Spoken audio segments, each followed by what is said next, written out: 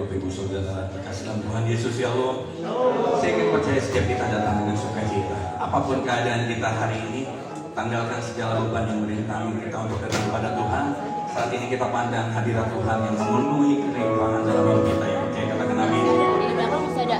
Masih ada. Berapa banyak yang siap untuk masuk hadirat Tuhan boleh naikkan tangan.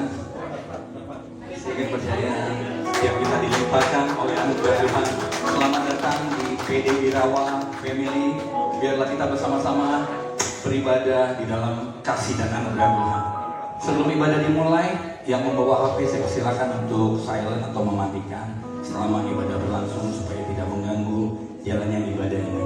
Dan yang terpenting bagi yang membawa barang berharga, mohon dijaga barang bawaannya untuk menghindari hal-hal yang diinginkan. Terima kasih. Biarlah kita bersama-sama menantikan janji Tuhan yang luar biasa yang percaya berikan kemuliaan bagi Allah kita. Haleluya. Mari dengan segenap hati saya undang kita semua bagi berdiri, kita buka ibadah ini dengan doa. Saya undang Bapak Joshua untuk berdoa.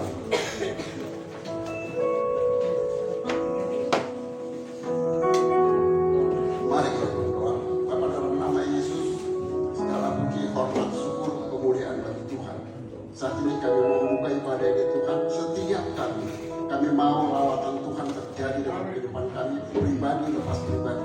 Saat ini Tuhan, siapapun yang bertugas, Taurat dan pujian, urapan, kuasa, otoritas Tuhan, bahkan juga Tuhan, singer, semua kami, bahkan pembicaranya Tuhan, kami tahu isi hati Tuhan yang harus kau sampaikan hari ini, dan kami percaya kuasa-Mu nyata. Dalam nama Tuhan Yesus kami menolak, mematikan segala pekerjaan iblis dan kekuatan apapun di tempat itu. Demi nama Tuhan Yesus, alat kami yang hidup dan berkuasa mutlak dalam setiap pribadi kami. Terima kasih dan juga berkati persekutuan berada Pak Dirawan dan istri yang menyediakan tempat bagi kami untuk menyediakan persekutuan. Terima kasih Tuhan. Kami buka ibadah ini hanya dalam nama Bapa, Anak dan Roh Kudus, yaitu dalam nama Tuhan Yesus Kristus. Kami berdoa. Haleluya. Amin. Sekali lagi kita berikan sorak-sorak kemuliaan bagi Allah kita yang dahsyat. Katakan haleluya. Mari kita masuk hadirat Tuhan dengan sukacita. Haleluya. Mari katakan kuasa Tuhan di dalam hidup kita.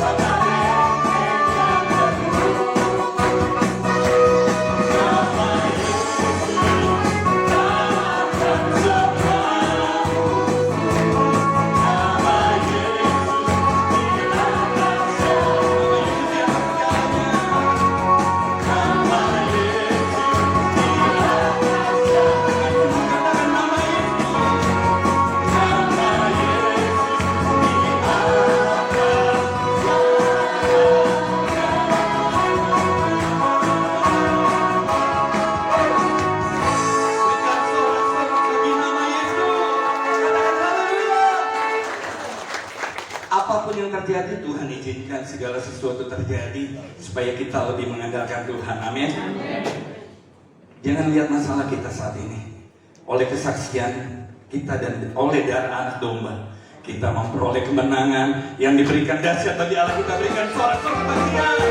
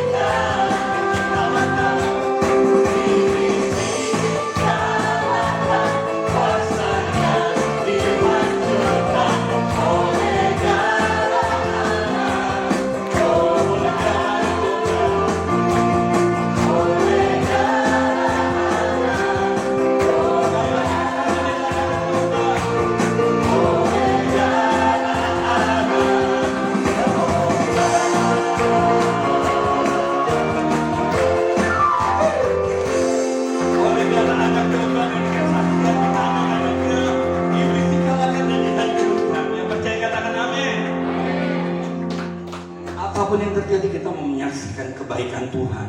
Sebab lewat kesaksian kita memuliakan Allah kita yang dahsyat, yang memberikan hidup dan hidup yang penuh dengan kelimpahan. Yang percaya katakan amin.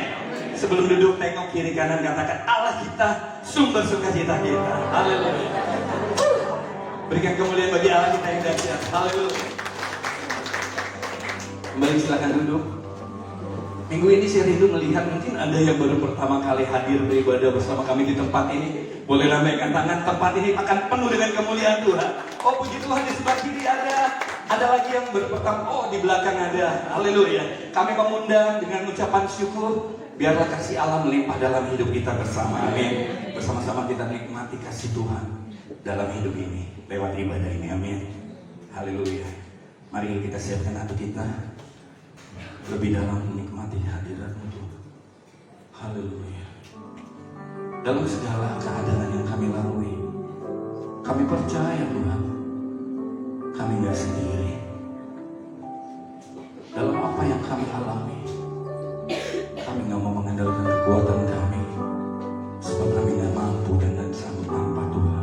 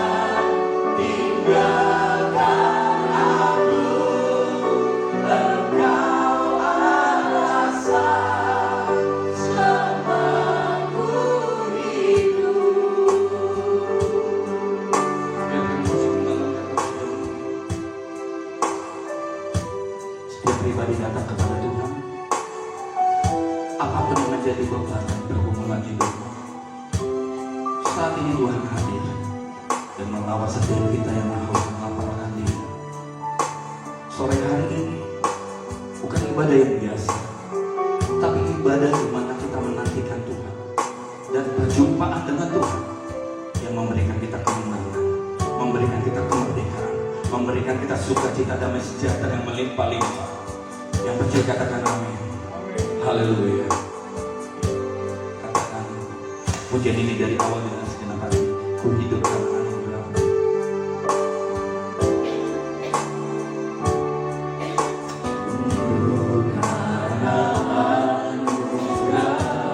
Ini iman kami di hadapan Tuhan. Ini pernyataan kami bahwa kami membutuhkan di dalam hidup ini.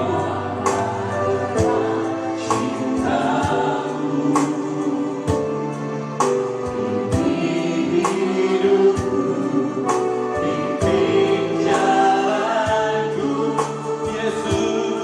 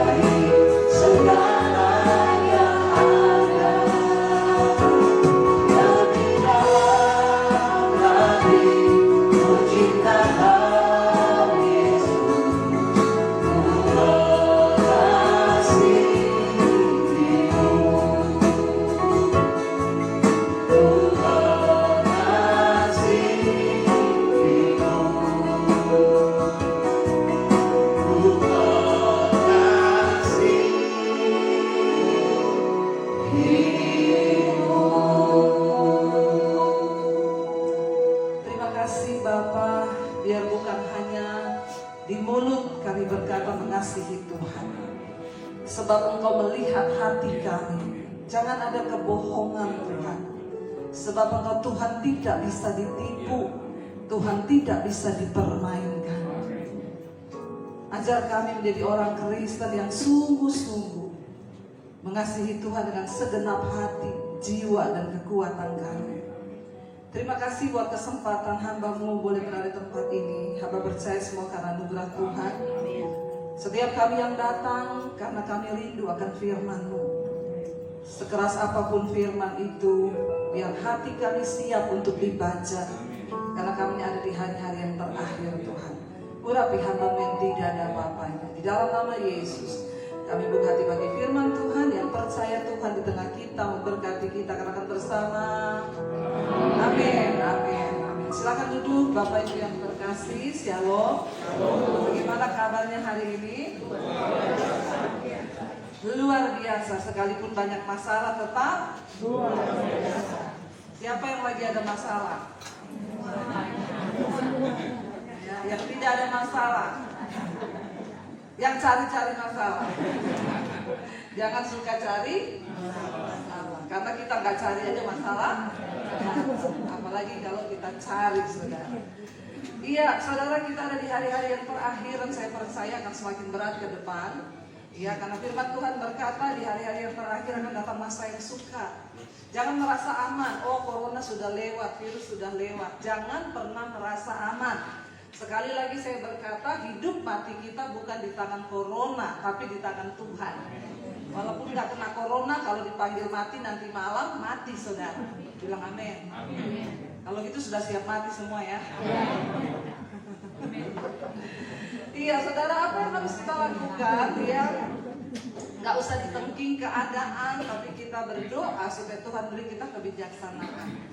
Kita buka bersama Efesus 5 ayat yang ke-15, 16, dan 17 saudara. Efesus pasal 5 ayat 15, 16, dan 17. Firman Tuhan berkata di sana, kalau saudara ada Alkitab boleh baca, kalau ada handphone boleh baca.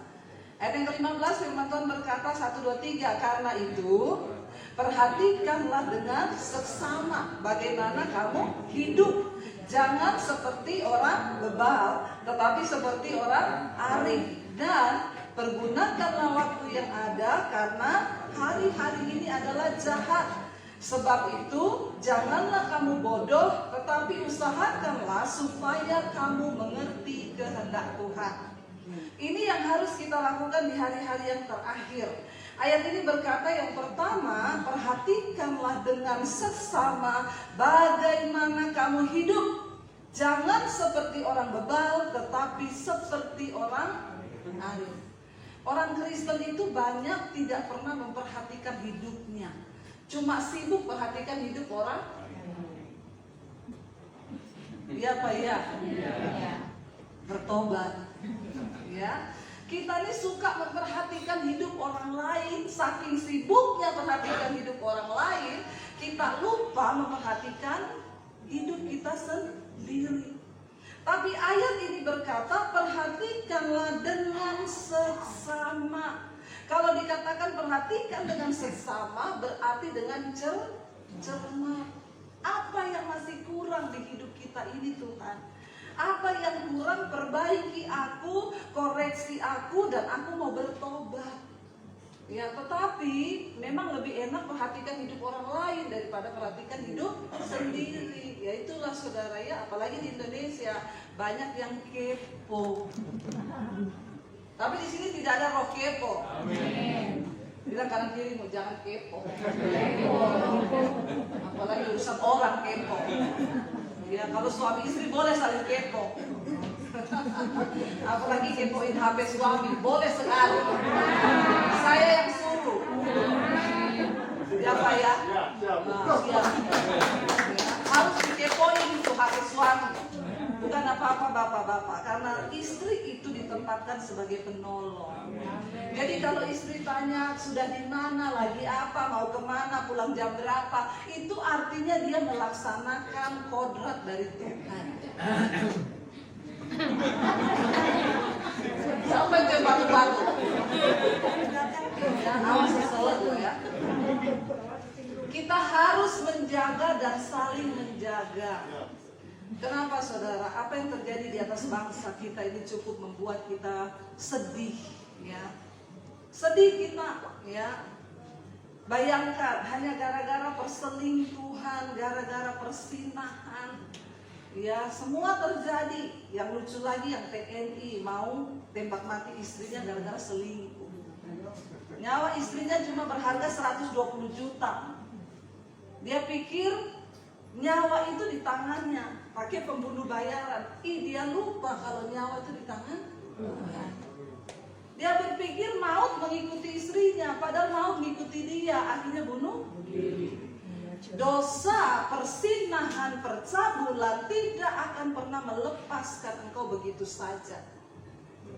Makanya hari-hari ini bapak-bapak, bukan cuma bapak-bapak, ibu-ibu, Alkitab berkata, perhatikanlah dengan seksama bagaimana kamu hidup. Ya, perhatikan. Kenapa? Kita ini nggak pernah tahu mati kapan. Bisa aja kita lagi sehat-sehat, tiba-tiba dipanggil. Kemarin tuh teman saya dari Palu, saudara, mau ke Jakarta, sudah WA, Bu nanti kalau ke Jakarta ketemuan ya. Saya ini mau liburan ke Bandung, anak-anak di Bandung semua lagi libur. Oke, terbang dari Palu ke Jakarta, sudah landing, lagi nunggu bagasi. Istrinya bilang sama suaminya, Say, aku kebelet mau ke toilet ya, kamu nungguin siapa tahu tas kita lewat. Oh iya. Istrinya keluar dari toilet, balik, cari suaminya tuh nggak ada, orang sudah berkerumun. Dia tiba-tiba lari, saudara lihat suaminya udah jatuh di bandara dan meninggal di tempat. Nggak usah tunggu jatuh dari pesawat baru mati kan? Benar nggak saudara? Nggak usah tunggu kena kanker, nggak usah tunggu kena corona. Ya, kalau namanya mati itu nggak berkenal tempat, nggak mengenal waktu. Saya tanya, Bu, Bapak nggak ada tinggal pesan apa-apa? Enggak, Bu. Masa tadi malam nggak ngomong? Terus tadi di pesawat nggak ngomong apa-apa? Enggak, Bu. Tadi kita tuh seperti biasa tidur sampai bangun, ya itu turun nunggu bagasi seperti biasa. Tidak ada tanda, tidak ada apa-apa. Tiba-tiba seperti itu, istrinya sangat terkejut, terpukul. Saya bilang ya, Ibu jalani semua itu, Tuhan pasti tahu yang terbaik. Nah, saya ingat saya ketika pelayanan di Palu, saudara, mereka hospitality saya pernah tanya ke bapak itu, Pak, bapak sudah siap mati belum? Dia jawab saya gini, kalau mati siap Bu, yang nggak siap itu setengah mati. Iya juga saudara, dia bilang kalau langsung mati enak Bu, tapi kalau delek-delek di rumah sakit nggak mati nggak hidup itu saya nggak siap. Saudara, kita semua nggak tahu bagaimana cara mati kita. Makanya jangan sombong dengan terus hidup di dalam dosa, dalam kefasikan, seolah-olah nafas itu kita yang pegang. Kita nggak pernah tahu hidup ini. Makanya ayat ini berkata, hari ini perhatikanlah dengan seksama bagaimana kamu hidup. Jangan seperti orang bebal, tapi seperti orang alim. Apa itu orang bebal? Tahu kebenaran, tapi pura-pura nggak. Tahu kebenaran, tapi pura-pura tidak tahu, saudara. Tuhan Yesus berkata, firman Tuhan berkata, Tuhan itu menuliskan hukum-hukumnya di dalam hati manusia. Jadi saudara tidak perlu tanya pendeta dulu, ini dosa atau tidak. Saudara nggak perlu tanya pendeta, saudara nggak perlu lihat di Alkitab mana dosa, mana bukan. Sebab di dalam hati nurani kita itu ada hukum Tuhan. Jadi kita tahu ketika kita mau berbuat dosa, kita tuh tahu karena Roh Kudus ada dalam diri kita. Tapi banyak orang memilih untuk sengaja pura-pura tidak tahu. Hati-hati saudara, saya berdoa supaya kita ini semua bertobat. Sudah cukup yang ada di atas bangsa kita ini, dosa demi dosa demi dosa. Makanya di mesbah doa setiap malam saya selalu berdoa buat bangsa ini. Selalu saya bawa TNI, Polri, Presiden, lembaga-lembaga yang ada. Kita selalu berdoa, Tuhan murnikan bangsa ini. Sebab firman Tuhan berkata, kebenaran akan meninggikan derajat bangsa, tetapi dosa menjadi noda bagi bangsa. Kalau kita melihat sampai hari ini Indonesia masih terluput dari negara-negara yang akan mengalami krisis setelah pandemi. Ada 60 negara. Indonesia terluput. Itu bukan karena kuat dan gagah kita. semata-mata hanya karena masih ada orang benar yang berdoa buat bangsa ini. Amin, saudara. Ya, kita ingat bersama ketika Tuhan akan menghancurkan Sodom dan Gomora, membinasakan kota itu. Alkitab berkata, Abraham berkata, Tuhan, kalau ada 50 orang benar dalam kota itu, masa engkau akan membinasakan kota itu? Tuhan bilang, kalau ada 50 orang, aku tidak jadi membinasakan. Dicari, gak ketemu. Abraham bilang, kalau ada 40 Tuhan, oke. Kalau ada 40, aku tidak akan membinasakan. Kalau ada 30, dicari gak ketemu. 20 gak ada, 10 Tuhan kasih. Tidak ada orang benar di atas kota itu. 10 orang di atas Sodom dan Gomora, gak ada yang benar. Kita perlu berdoa bagi bangsa ini, saudara. Katakan amin. Amin. Kita sungguh-sungguh berdoa terutama bagi para pejabat, orang-orang yang berada di atas. Karena tanggung jawab yang Tuhan berikan itu bukan tanggung jawab. Jangan bangga ketika diberi jabatan. Jangan bangga ketika diberi harta. Sebab harta itu adalah tanggung jawab di hadapan Tuhan. Untuk apa kita pergunakan harta kita? Untuk apa kita pergunakan kekayaan kita? Apakah habis kita pakai untuk show diri kita atau pamer apa yang kita pakai lalu kita dihormati orang? Bertobat. Sebab kaya atau miskin seseorang tidak dilihat dari apa yang dia pakai, tetapi dari berapa besar yang dia tabur. Itu yang Tuhan lihat, saudara. Karena itu dikatakan, dan pergunakanlah waktu yang ada karena hari-hari ini adalah jahat. Kenapa Alkitab bilang hari-hari ini jahat? Ketika Kain akan membunuh Habel adiknya, Tuhan itu berkata, Kain, kenapa mukamu muram? Ya, orang itu kalau banyak dosa di hati mukanya muram. Tapi di sini tidak ada yang muram. Semuanya senyum, sukacita, damai sejahtera. Ya. Nggak tahu kalau pencitraan. Ya, saudara, Tuhan bilang kepada Kain, kenapa mukamu muram? Lihat, awas, dosa sudah mengintip di depan pintu. Artinya apa, saudara? Kita ini belum bangun pagi, dosa itu sudah siap masuk, udah mengintip. Makanya Alkitab bilang, hati-hati pergunakan waktu kita hari-hari ini, karena hari-hari ini adalah jahat. Nggak niat selingkuh, tiba-tiba bisa selingkuh. Nggak niat nipu orang, tiba-tiba kita bisa nipu orang. Ya, nggak niat nyakiti hati orang, tapi tiba-tiba bisa terjadi karena setan, karena iblis, karena dosa itu sudah mengintip. Nggak usah niat aja bisa jatuh, apalagi kalau ada niat. Pergunakan waktu yang ada karena hari-hari ini jahat. Dari bangun pagi, mari kita introspeksi diri. Apa yang kita lakukan? Tuhan beri kepada kita 1 hari 24 jam. Berapa banyak waktu yang saudara pakai untuk memuliakan Tuhan? Berapa banyak waktu yang kau pakai untuk hidup bagi dirimu, kepentinganmu? Saya bilang kepada anak-anak muda, tanpa terasa saudara, handphone di tangan kita. Saudara berkutat dengan handphone itu waktu nggak terasa, tiba-tiba udah siang. Tiba-tiba semua terbuang dan kita membuang waktu. Padahal setiap menit, setiap detik yang Tuhan beri itu harus kita pertanggungjawabkan di hadapan Tuhan. Mari kita pakai waktu kita. Saya bersyukur hari ini waktu saya habis untuk pelayanan.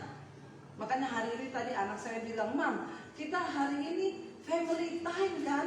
Mami ada pelayanan, Mami tuh loh Sabtu juga terima pelayanan. Saya bilang ya gimana ya deh ya, maksudnya ya begitulah saudara. Ya, tapi saya bersyukur. Bayangkan satu hari saya syuting 2 kali, pagi sore. Belum kalau ada Zoom, ada pelayanan, ada apa. Ya, saya berkata Tuhan, waktu yang Engkau berikan padaku hari ini, saya mau pakai hanya untuk melakukan kehendak Tuhan. Ya, itu yang Tuhan mau, saudara. Untuk apa Tuhan percayakan hal? Saya bersyukur nanti bulan ini saya sudah mulai pembangunan sekolah misi di Jawa Tengah. Akhirnya saya dapat tanah di Bandungan. Saudara, tepuk tangan buat Tuhan Yesus. Tapi pertemuan saya mau bersaksi kepada kita semua. Seperti yang saudara sudah ikuti channel saya, awal pandemi kami itu berencana untuk pulang ke Solo dan menjual rumah di Jakarta. Karena tidak tahu harus menjalani hidup ke depan ini seperti apa, kita juga nggak tahu pandemi sampai kapan. Jadi saya bilang sama suami, yang terburuk kita jual rumah di Jakarta, kita pulang ke Solo. Tapi bersyukur masih ada rumah yang bisa dijual. Karena selama ini kita nggak punya apa-apa yang bisa dijual. Saya nggak punya emas batangan, ya saya punyanya Mas Daniel. Ya Mas Daniel 80 kilo tapi harganya makin susut. Tidak laku lagi dijual saudara. Ya. Jadi saya bilang sama suami, tapi jangan pernah ada kata-kata mengutuk Tuhan. Inilah keadaan. Kita nggak tahu apa yang akan terjadi, tapi kita sepakat jual rumah. Saya tidak menyangka di tengah masa pandemi Tuhan memberkati itu hanya semudah Dia berfirman. Nggak ada yang mustahil. Ketika sudah ketakutan saudara, Tuhan memberkati. Saya singkat aja, di tengah masa pandemi akhirnya saya bisa melukis ya. Kalau saudara ikut IG saya, di tengah masa pandemi saya bisa melukis. Saudara, saya bilang sama suami ketika lockdown baru buka, saya anterin saya ke Gramet. Kenapa? Mau beli kanvas sama tinta. Dia kaget, buat apa? Saya mau melukis. Kata dia, saya menikah sama kamu 20 tahun lebih, saya belum pernah lihat kamu tuh gambar. Terus sekarang kamu mau melukis. Saya bilang, kan daripada nggak tahu ngapa-ngapain ini kita, ya nggak pelayanan juga. Waktu baru pertama buka lockdown, akhirnya saya beli saudara. Saya tanya di Gramet, lukisan kanvas yang paling gede itu ukurannya berapa mbak? Dia bilang ada bu 1 meter 1 kali 120 kali 80 1 kali 1. Suami saya jari saya, kalau baru mau belajar beli yang 20 cm kali 10. Kamu itu bukan pro, kok beli yang 1 meter? Jawaban saya cuma gini, siapa tahu bagus, kan bisa dipajang di rumah.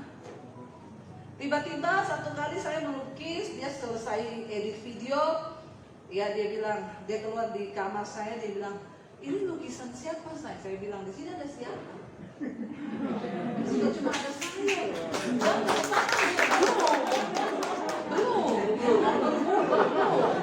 Belum tahu lanjutannya kan? Saudara, lalu saya bilang, ya di sini kan nggak ada orang, cuma saya. Tapi nggak mungkin ini lo kamu yang bikin. Mungkin ini saya yang bikin. Akhirnya saudara, ya karena saya saking senangnya saya upload di IG, puji Tuhan lukisan pertama saya jadi. Saya nggak terus dijual loh. Tiba-tiba ada yang inbox, bu lukisannya dijual ya. Saya bilang, aduh ini lukisan pertama saya. Iya tapi saya mau beli kalau ibu jual. Berapa harganya? Saya nggak tahu harganya berapa. Ya udah saya boleh minta nomor rekening, boleh ya itu saya miliki. Ya boleh banget saudara. Saya kasih nomor rekening saudara, lukisan pertama saya malam itu laku 10 juta. Dengan masa pandemi. Di saat kita udah bingung, akhirnya laku 10 juta. Suami saya bilang, besok kita ke Gramet lagi. Memang laki-laki itu begitu. Laki-laki itu kalau sudah ada bukti baru percaya. Kalau nggak ada bukti nggak percaya gitu ya. Makanya survei membuktikan yang paling banyak kena stroke itu laki-laki. Karena laki-laki itu semua dipikir dengan logika. Ya, jarang beriman laki-laki itu. Ya, sementara survei berkata ukuran otak laki-laki itu lebih kecil daripada perempuan. Tapi semua dipikir, makanya kadang overload stroke. Kalau perempuan itu ukuran otaknya lebih gede, tapi kadang nggak dipakai, makanya kosong. Ya. Karena wanita itu kalau ada masalah dia curhat ke temennya, ya, saya ada masalah nih sama temennya, dibalas, iya Cin. Dia ketik panjang banget, padahal temennya nggak baca loh. Temennya cuma jawab doa saja ya saya. Dia udah belum. Kenapa? Karena waktu dia chat panjang itu dia sudah melampiaskan emosinya. Nah kalau laki-laki itu jarang curhat. Kalaupun ada laki-laki yang suka curhat itu setengah laki-laki. Gak suka curhat kan? Awas ya kalau dia suka curhat. Saudara langsung dia bilang, saya kita ke Gramet lagi beli kanvas ya. Ya saya semakin jadi semangat saudara. Anak saya ngomong, waktu pertama buka lockdown, Mam, aku tahun ini kuliah. Berapa masuk kuliahnya, Dek? 70 juta. Dek, kuliah dengan tidak kuliah tidak menentukan masuk surga. Karena saya bingung mau bayar pakai apa kan 70 juta. Jadi kamu nggak usah berpikir kuliah dulu. Kita ini makan aja udah puji Tuhan, haleluya 12 kali. Terus, tapi kalau Tuhan berkehendak nggak ada yang mustahil, kamu doa. Saya melukis lagi saudara. Begitu upload, laku lagi. Saudara, di tengah masa pandemi, lukisan saya hampir 50 keluar. Yang tertinggi dibeli orang tuh 75 juta. Nah, ini baru pertama. Yang tertinggi itu 75 juta, ada yang 70 juta, ada yang 50 juta, 40 juta, 25 juta. Yang paling murah itu 5 juta. Silakan saudara hitung sendiri. Di tengah masa pandemi Tuhan pelihara kami dahsyat dan luar biasa, yang tidak terpikir dengan logika saudara. Sampai ketika anak saya itu mau bayar kuliah, saya cuma bilang berdoa, tiba-tiba ya lukisan itu yang keempat itu laku 70 juta. Dia kirim bukti transfer, saya sampai bilang gini, Pak maaf ya kayaknya kelebihan 0. Saya takut saudara kalau saya pakai terus tiba-tiba dia bilang kelebihan 0. Caranya saya pakai, ini berharga loh. Kalau ada lembatnya di depan ya Bu ya. Jadi dia bilang, oh enggak Bu, itu memang yang Tuhan tahu di hati saya. Akhirnya ya anak saya bisa kuliah, pokoknya total itu hampir 50 lukisan. Tiba-tiba kami tidak menyangka menduga channel YouTube saya di tengah masa pandemi itu subscribe-nya nambah 1 hari 1.000. 1 hari 1.000. Padahal YouTube bilang itu pasti di-hacker. Punya saya di-hacker malaikat. Ketika gereja tutup, orang bingung mau beribadah kemana. Saya itu sudah mulai merintis YouTube itu dari 2019 saudara. Karena saya nangkap suara Tuhan, Tuhan berkata tahun depan aku akan memberkati engkau dengan tuayan bangsa-bangsa dan berkat bangsa-bangsa. Tapi saya nggak pernah mikir itu, saya cuma bilang sama suami, saya nggak tahu saya dapatnya begini. Suami saya cuma bilang, alay lebay loh, berkat bangsa-bangsa itu kayak apa, piye caranya. Tapi di tengah masa pandemi hari ini channel saya hampir 600.000 subscriber. Saya berdoa saudara, ini kita menuju 1 juta. Dan Tuhan memberkati kami luar biasa lewat YouTube ya. Di tengah masa pandemi kami malah gak jadi jual rumah, saya malah beli rumah lagi, saya malah bangun studio DBTV di tengah masa pandemi. Bukan cuma Atta Halilintar saudara ya. Bukan hanya itu, hampir 20 gereja di pedesaan kami bangun di tengah masa pandemi. Dan mulai bulan ini, nanti minggu depan saya mau melihat gambar Tuhan pertemukan dengan orang yang luar biasa. Kami bangun sekolah misi. Ya, saya rencana mau sekolahin gratis orang-orang dari desa. Kenapa? Karena saya keliling ke daerah-daerah saudara Indonesia ini banyak yang sudah dihijaukan. Kalau kita tidak bergerak dari sekarang mencetak hamba Tuhan, 6 bulan mereka bersekolah gratis, lalu pulang ke kampung, mereka buka gereja, kita support sampai benar-benar mereka bisa berdiri sendiri. Itu kerinduan saya dan Tuhan membuka jalannya saudara. Dan kami melihat sungguh di masa pandemi ini Tuhan sangat memberkati kami. Dan karena itu hari-hari ini kita hanya berkata, Tuhan apa yang kau mau dari hidup kami. Dan firman Tuhan bilang ayat yang ke-17 di sini dikatakan, sebab itu janganlah kamu bodoh, tetapi usahakanlah supaya kamu mengerti kehendak Tuhan. Ini yang banyak tidak dimiliki oleh orang Kristen. Nggak ngerti kehendak Tuhan. Kenapa? Karena kita sibuk hidup dengan kehendak kita sendiri. Ayat ini berkata, janganlah kamu bodoh di hadapan Tuhan. Orang yang bodoh itu bukan orang yang gak sekolah loh. Di hadapan Tuhan orang yang bodoh itu bukan orang yang gak bisa baca tulis. Di hadapan Tuhan orang yang bodoh itu adalah orang yang tidak mengerti kehendak Tuhan. Tuhan punya maksud dalam hidup kita. Tuhan punya rencana dalam hidup kita. Karena itu mari menjadi tugas kita bersama saudara untuk kita berdoa. Katakan, Tuhan, aku rindu mengerti kehendak-Mu dalam hidupku itu apa. Apa yang Tuhan mau untuk kami kerjakan hari-hari ini. Kami sedang berpacu dengan waktu. Sekarang kami bikin setiap bulan, kalau saya pas ada di Indonesia, saudara kita bikin sebulan sekali kita bikin pelayanan KKR, seminar untuk hamba-hamba Tuhan di pedesaan. Kemarin di Makassar 850 orang hamba Tuhan datang, di Toraja 1.350 hamba Tuhan. Dari desa mereka datang, di situ kita, saudara saya menangis kemarin ketika kita berkata, hamba-hamba Tuhan yang sudah kecewa dengan Tuhan maju. Maju ratusan orang nangis tersungkur di kaki Tuhan. Saudara bisa bayangkan kalau pendeta saja sudah kecewa dengan Tuhan, bagaimana jemaat? Mereka berkata, Bu, di tengah masa pandemi kami nggak tahu hidup bagaimana. Kami hampir mundur dari pelayanan karena kami tidak melihat bagaimana Tuhan bekerja. Waktu kami tantang hamba-hamba Tuhan yang jatuh dalam persinahan, maju saudara, lari ke depan. Bayangkan kalau pendeta saja sudah selingkuh, bagaimana jemaat? Ya, hamba-hamba Tuhan yang terikat dengan kekecewaan, kepahitan, maju ke depan, nangis saudara. Dan mereka disembuhkan Tuhan. Itu yang membuat saya Tuhan melihat itu ya.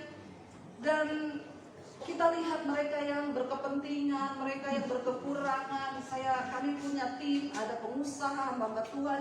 Kami bergerak saudara. Nanti bulan depan kita akan ke Poso. Ya, bulan depan kita ke Poso, lalu kita tahun depan juga akan terus bergerak. Saya mau melakukan apa yang Tuhan mau. Karena Tuhan bilang, jangan kamu bodoh, tapi usahakan kamu ngerti kehendak Tuhan. Pergunakan waktu yang ada, sebab kita hidup bukan hanya untuk diri kita sendiri. Kita hidup untuk sebuah kehendak. Makanya Alkitab bilang, engkau mati bukan untuk dirimu, engkau hidup bukan untuk dirimu, sebab baik hidupmu maupun matimu itu adalah milik Tuhan. Kita hidup untuk Tuhan, kita mati juga untuk Tuhan. Kalau kita sungguh-sungguh berada di dalam perkenanan Tuhan. Saudara, Bapak, Ibu, saya tidak akan panjang lebar, tapi saya berdoa. Biar firman yang singkat ini benar-benar kita nangkep apa maksud Tuhan. Sebelum terlambat. Ya, jangan bilang saya tidak mengingatkan. Karena kita nggak pernah tahu kapan waktu kita dipanggil Tuhan. Saya kaget ketika dulu saya pelayanan di sini ya Bu, berapa ini setelah itu Ibu kabari ada yang meninggal Bu. Ya, yang ikut di sini juga. Saudara, ya kita tidak tahu. Kita nggak tahu waktu kita sampai kapan. Tapi selama Tuhan beri kita waktu, mari kita mau sungguh-sungguh hidup bagi kepentingan Tuhan, bagi kehendak Tuhan, bagi rencana Tuhan, dan bilang Tuhan, pakai hidupku Tuhan. Biar waktu-waktu yang Tuhan beri, kami pergunakan untuk melakukan hanya kehendak Tuhan saja. Mari kita bangkit berdiri bersama. Kita mau lakukan pujian tadi, Yesus pegang erat tanganku Tuhan, sebab kami tidak dapat hidup di luar kasih karunia-Mu. Mari angkat tangan dan buka hatimu di hadapan Tuhan. Hormati Tuhan, saudara. Tidak ada seorang pun yang tidak menghormati hadirat Tuhan. Angkat tanganmu sebagai tanda penyerahan. Katakan pujian ini. Yesus pegang erat tanganku, ku tak dapat hidup di luar kasih-Mu, Bapa. Jangan tinggalkan aku, Engkau alasan selamaku hidup. Sekali lagi angkat tanganmu, katakan Yesus pegang erat tanganku, ku tak dapat hidup di luar kasih-Mu, Bapa. Jangan tinggalkan aku, Engkau alasan selamaku hidup. Biar musik saja, mari kita tutup mata dalam hadirat Tuhan. Bapa, setiap kami yang ada sore hari ini sepakat berkata, Engkau yang pegang kendali dalam hidup kami. Tidak ada seorang pun dari kami yang sombong berkata bahwa hidup ini milik kami. Bahkan nafas yang kami hirup itu adalah anugerah Tuhan. Karena itu hari-hari ini Tuhan, kami mau memperhatikan dengan seksama bagaimana kami hidup. Mari kau renungkan saudara, sehari 24 jam Tuhan berikan bagi kita. Sebulan 30 hari, setahun 365 hari. Apakah kita pakai waktu-waktu itu untuk memuliakan Tuhan? Atau kita hidup dengan hawa nafsu kita, keinginan-keinginan, kesombongan, kenajisan, percabulan, kebaikan atau apapun? Mari kita bertobat sore ini. Bukan kebetulan Tuhan menyampaikan firman ini karena Dia mengasihi saudara dan saya. Katakan, Tuhan, kami mau pergunakan waktu kami untuk kehendak-Mu. Karena itu setiap kami berdoa hari ini, beri kami kepekaan untuk mengerti kehendak Tuhan di hidup kami. Bahkan setiap kami yang sedang mengalami masalah hari ini, kami tahu Tuhan punya rencana di balik masalah yang kami alami, supaya kami hidup semakin mengerti kehendak-Mu, Tuhan. Terima kasih Bapa. Terima kasih Tuhan buat anugerah-Mu atas hidup kami. Kami percaya ketika kami sungguh-sungguh berserah, maka Tuhan yang akan memimpin hidup kami. Mari angkat tanganmu sekali lagi, katakan, Yesus berat, beratkan aku, ku tak dapat hidup di luar kasih-Mu, Bapa.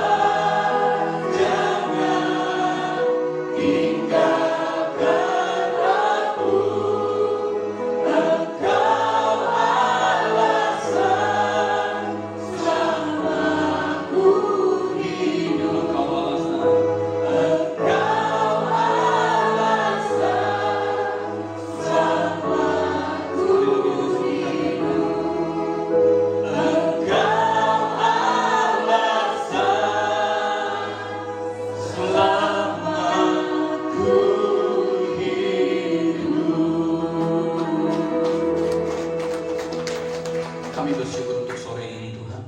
Tidak ada yang kebetulan kami ada di tempat ini. Untuk firman-Mu yang telah ditaburkan, biar Engkau berkati hamba-Mu Ibu Dewi Basir Tuhan. Apapun yang dilakukan semua berkenan di hati-Mu. Tanda heran dan mujizat menyertai Tuhan, pelayanan dan kehidupan hamba-Mu beserta keluarga, suami dan anak-anaknya Tuhan. Kami percaya di tempat ini kelimpahan-Mu terjadi. Dan yang penting dari semuanya, kami mengerti kehendak Tuhan atas hidup kami. Di dalam nama Yesus yang rindu mengerti kehendak Tuhan atas hidup kita bersama, kita katakan amin. Berikan kemuliaan kepada kita. Kembali silakan duduk dalam hadirat Tuhan. Hanya melekat kepada Tuhan saja kita mengerti apa yang Tuhan mau atas hidup kita, yang percaya katakan amin. Haleluya. Minggu ini setiap kita diberkati Tuhan, amin. Setiap kita mau menjadi berkat dimanapun kita berada, amin. Haleluya. Tiba saatnya kita mendengarkan kesaksian dari Pak Bina Simatupang untuk tempat dan ruang. Saya persilakan. Mari berikan kemuliaan bagi Allah kita yang luar biasa. Haleluya.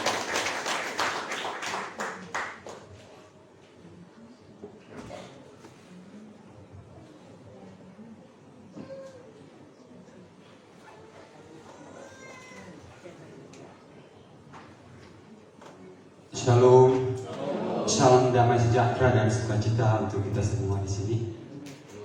Baik, saya akan coba bawakan sebuah lagu, judulnya Ave Maria. Semoga membawa damai kita juga. Terima kasih.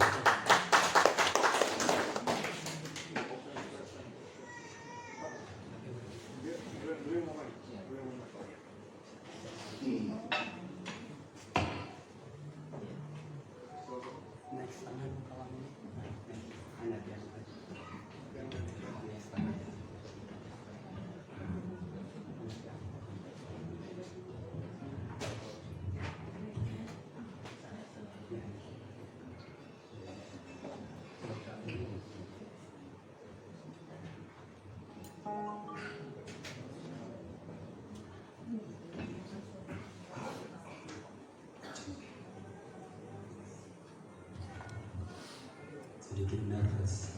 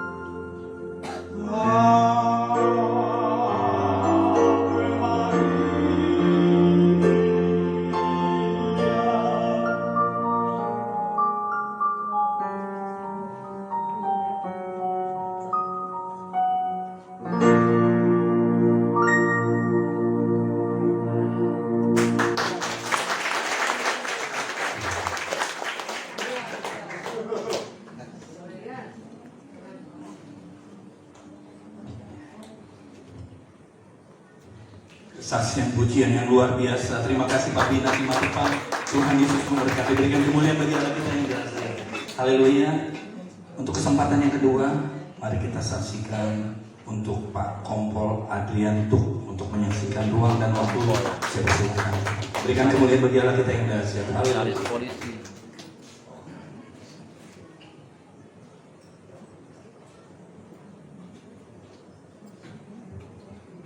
Shalom. Puji Tuhan, terima kasih atas kesempatan yang diberikan pada kami sekeluarga. Izinkan kami menyampaikan kesaksian, namun kami akan memperkenalkan diri. Saya tadi sudah disampaikan, nama saya Adrianto, maka saya komisaris polisi. Saya kebetulan adalah adik letting atau junior dari Bapak Birawa. Kemudian saya saat ini membawa keluarga saya, samping saya istri saya, nama Rani. Istri saya kebetulan berasal dari Kalimantan Tengah. Kemudian anak kami yang pertama, Ivana, umur 11 tahun, 12 tahun. Kemudian anak kami yang kedua, Fani, umur 6 tahun, kelas 1 SD, dan anak yang nomor 3, Fano, umur 5 tahun. Malam ini kami diberikan waktu untuk menyampaikan kesaksian. Kesaksian kami alami pada tahun ini. Kejadian itu di awal Maret, dan kami sudah bersaksi di gereja, dan kesaksian itu sudah dimasukkan ke YouTube supaya lebih jelas. Mari kita sama-sama menyaksikan kesaksian.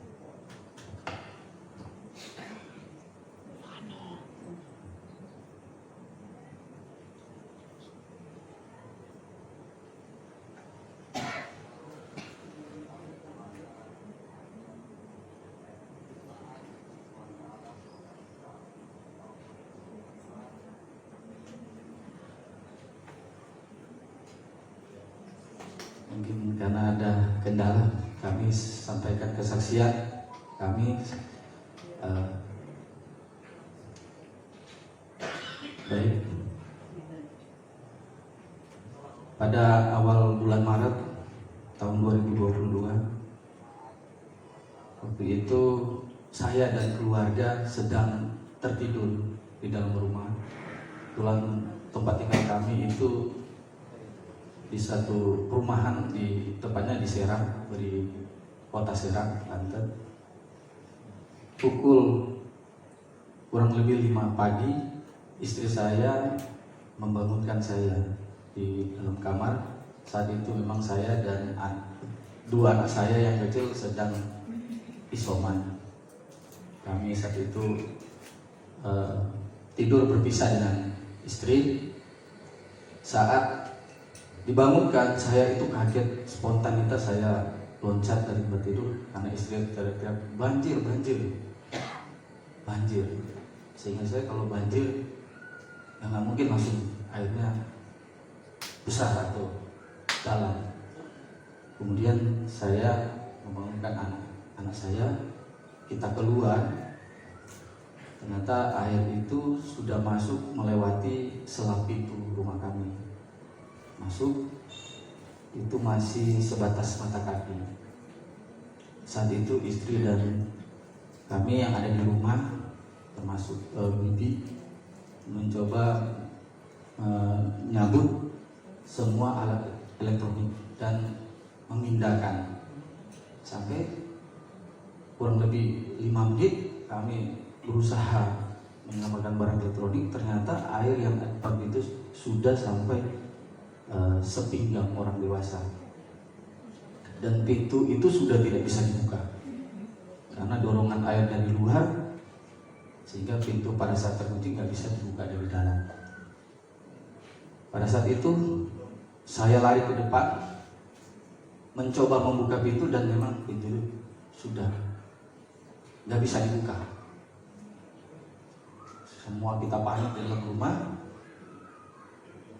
Saya berdoa dalam hati, Tuhan tolong kami, Tuhan tolong kami. Saya dobrak pintunya 2 kali sambil saya maksakan buka, dan akhirnya pintu itu terbuka. Saat pintu itu terbuka, masih ada pintu lagi. Jadi pintu kami 2, yang di depan ada pintu teralis besi. Itu juga kedorong air ke dalam. Dan pada saat kebuka, air yang masuk itu langsung mengangkat barang-barang kami, termasuk kulkas kami yang ada di bagian dapur, itu langsung angkat banjir. Itu kami langsung kaget.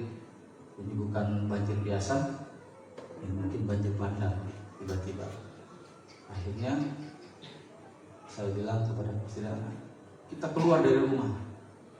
Namun saat sampai di depan teras rumah, melihat air yang di depan rumah, bagi saya manusia mustahil kita selamat. Mustahil kita selamat karena air yang masuk ke dalam rumah sudah sepinggang. Saya pernah mengalami waktu air masuk ke rumah hanya sebatas kaki, di depan rumah kami itu sudah sedada. Nah, ini air sudah masuk sepinggang. Yang kedua kali, berarti yang di depan sudah melebihi tinggi orang dewasa. Bingung apa yang akan kami. Mau lari, kami harus bisa berenang melawan arus. Mau kami tinggal di dalam rumah, takutnya airnya tambah tinggi, nanti kami tenggelam di dalam rumah. Namun keputusan harus diambil. Saat itu saya teriak kepada anak saya nomor 1, Hana, bantu keluarkan spring bed dari kamar.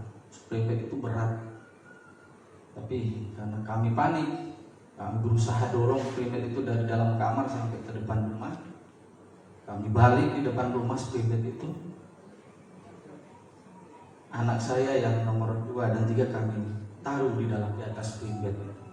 Kemudian kami dorong pelan-pelan, mulai dari air itu sepinggang dewasa naik terus dada, kami jalan terus naik sampai leher. Tiba-tiba air itu naik sampai ke atas kepala kami, masuk ke dalam air semuanya. Istri saya posisinya di sebelah kiri kasur memegang kasur, bukan di atas kasur. Saya di sebelah kanan memegang kasur.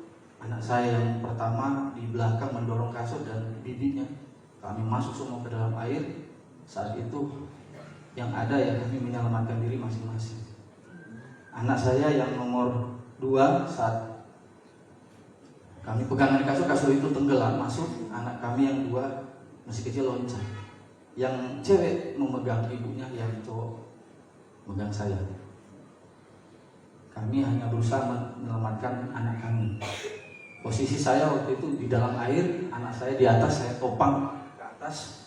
Walaupun saya minum air, masuk air, saya upayakan anak saya itu tetap dia bisa selamat. Begitu juga istri, demikian. Namun karena air semakin deras dan itu memang pusaran air, ya kami terpisah-pisah. Saya dengan anak saya yang nomor 3 yang laki-laki, istri saya dengan anak yang nomor 2, dan anak saya nomor 1 dengan bibi yang di rumah terpisah. Hanya kami.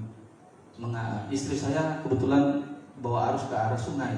Di belakang rumah kami ada sungai kecil. Di situ kami panik.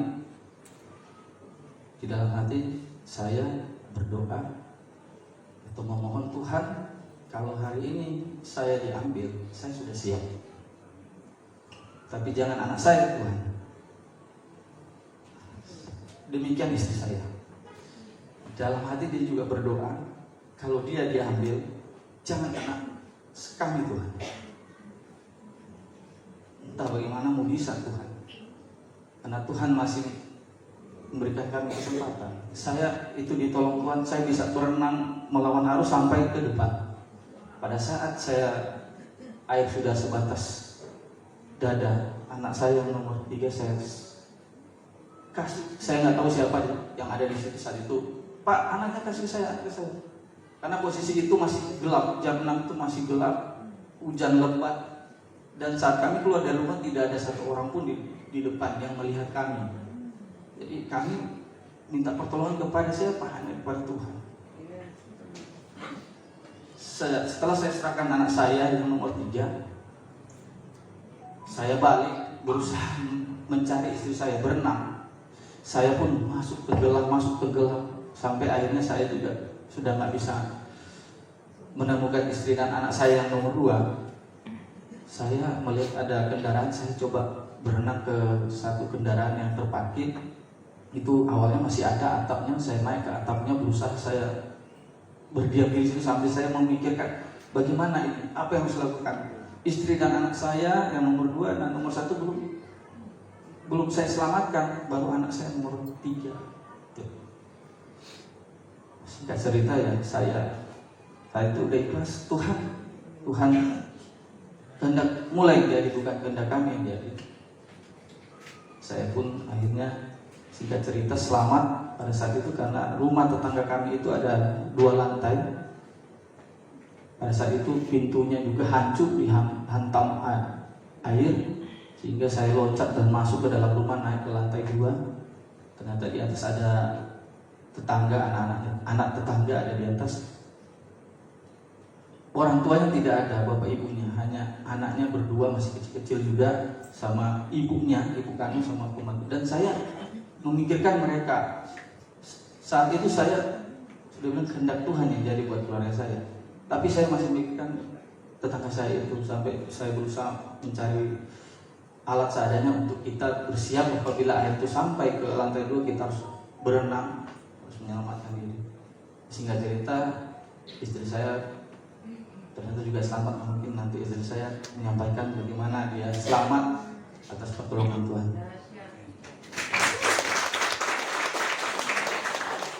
Shalom. Saya kalau ingat masih keluaran mata terus.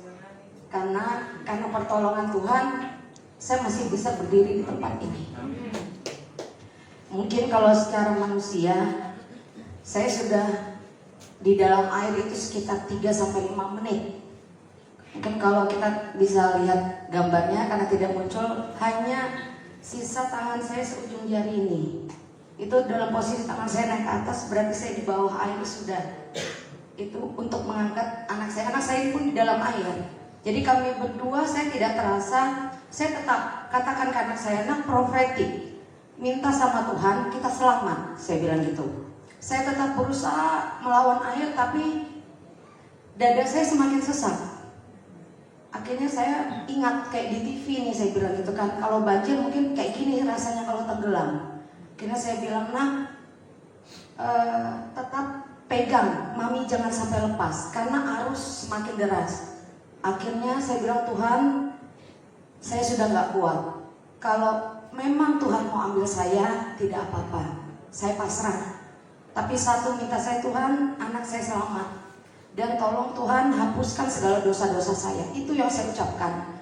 Dan saya sudah di tingkat mungkin pasrah yang paling tinggi. Karena kalau secara logika saya nggak akan pernah selamat. Akhirnya kami berdua di dalam air itu 5 menit. Kami berdoa, tapi kami masih bisa berbicara di dalam air.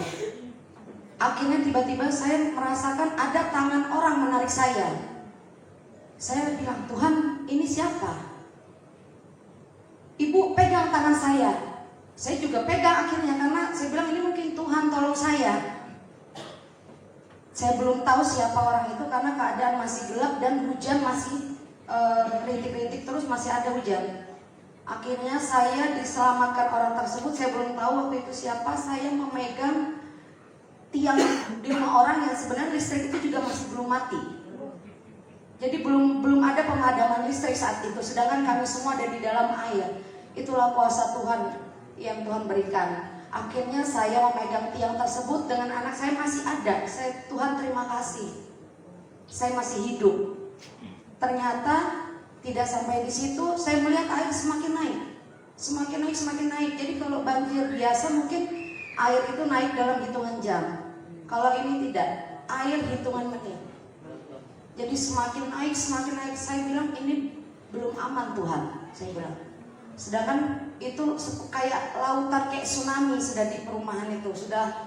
Air sudah semakin naik. Akhirnya secara tidak sadar saya manjat itu tiang itu. Padahal saya tidak bisa memanjat, ibu-ibu semua. Secara tidak sadar naluri saya untuk menyelamatkan anak saya memanjat tiang itu. Sampai akhirnya yang punya rumah di lantai 2 teriak, Ibu tunggu saya di situ. Bagaimana caranya? Saya mendobrak pintu dulu supaya saya bisa tolong ibu ke situ. Pakai alat apapun. Tunggu ya Bu. Saya bilang, iya Pak, tapi jangan lama. Soalnya ini air deras. Saya bilang gitu kan. Tidak berapa lama Bapak itu mendobrak pintu. Airnya masuk juga mungkin ke rumah Bapak itu, naik juga sampai ke atas, hampir ke lantai 2. Saya masih rasa tidak ada lemas. Tetap saya untuk berusaha menyelamatkan anak saya. Sampai akhirnya kami naik di lantai 2. Air sudah mencapai mungkin kalau bisa ini di tangga ini sudah naiknya. Kami di lantai 2. Itu baru saya rasa seperti tubuh saya ini lepas semua engselnya. Lemas yang saya rasakan, dan anak saya di situ muntah-muntah. Mungkin karena masuk airnya itu bukan air bersih, jadi air kayak air yang selokan begitu berwarna coklat. Nah saat itu saya bilang ke anak saya, kalau memang itu keluarkan semuanya. Akhirnya kami di situ bertiga, karena yang punya rumah itu punya anak bayi umur 1 tahun, suami istri. Saya bilang kita siap-siap untuk mengungsi lagi karena air semakin naik ke lantai 2. Akhirnya kami jam 6:30 atau jam 7 itu kalau tidak salah, saya sempat naluri perempuan tetap memegang handphone Bu. Walaupun ini tahu selamat gak selamat, itu tas saya bawa ada handphonenya. Tapi saya percaya handphone manapun semahal apapun di kedalaman sudah hampir 20 meter itu pasti mati. Tapi saya tiba-tiba merasakan kok bunyi deret-deret gitu. Saya bilang ini bunyi apa? Ternyata handphone masih hidup. Dan itu yang bisa menemukan saya beserta keluarga saya semua. Ternyata suami saya menelpon dengan nomor tidak dikenal.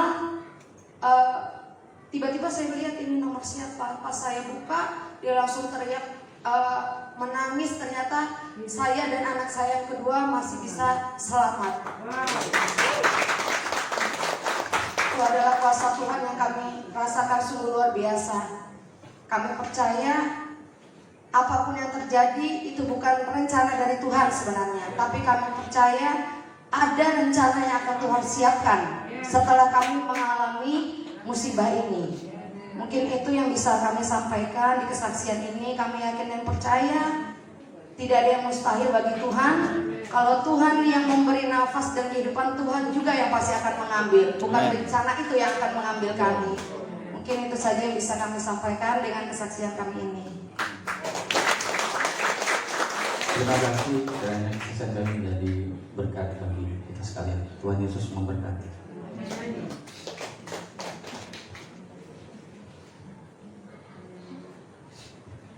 Puji Tuhan, apapun yang terjadi, meskipun mau keadaan mengintai kita, ketika kita berseru di dalam nama Yesus, maka Tuhan akan meluputkan kita.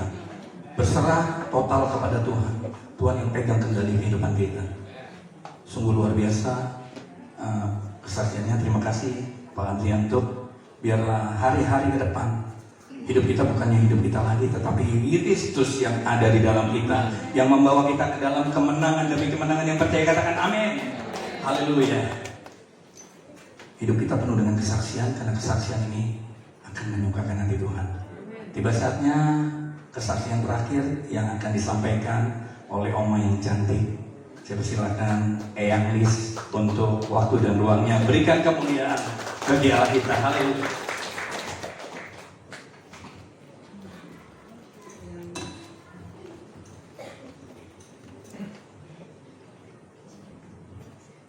Shalom, Bapak-bapak dan Ibu sekalian.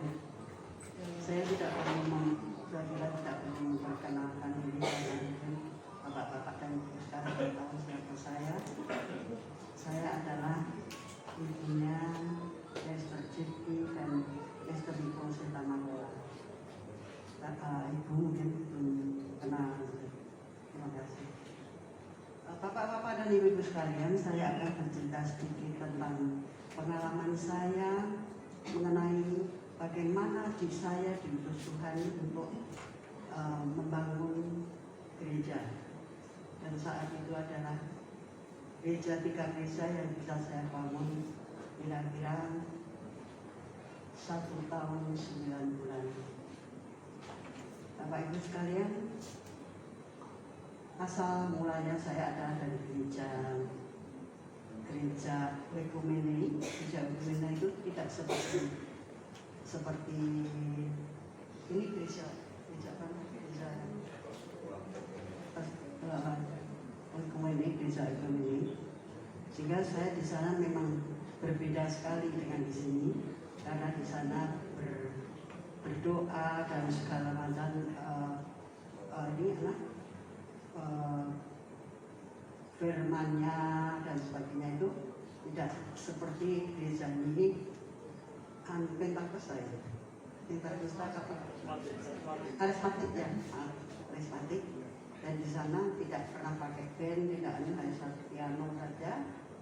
Dan itu semua anak-anak saya belum ada yang menjadi pendeta.